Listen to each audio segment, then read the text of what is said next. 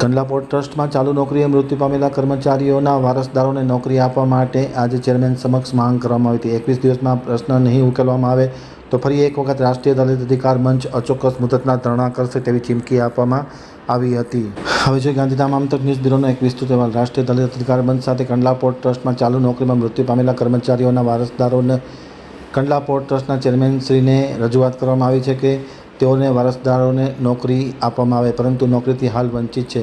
વખતો વખત રજૂઆત કરવામાં આવી છતાં કોઈ પ્રશ્ન ઉકેલાયો ન। છેલ્લે આંદોલન કરવામાં આવ્યું ત્યારે 14 જેટલા વારસદારોને નોકરી મળી હતી અને બાદમાં 350થી 400 જેટલા વારસદારો આજ દિવસથી નોકરી તેમજ ન્યાયથી વંચિત છે। આજે સ્પષ્ટપણે રજૂઆત કરવામાં આવી છે કે 21 દિવસમાં નક્કર પરિણામ લાવો, અન્યથા અચોક્કસ મુદતના ધરણા કરવામાં આવશે। રાષ્ટ્રીય દલિત અધિકાર મંચ કચ્છ અને ગાંધીધામ તાલુકા સમિતિના વારસદારો, જાગૃત આગેવાનો અને મહિલાઓની વિશેષ સંખ્યા આજે જોવા મળી હતી।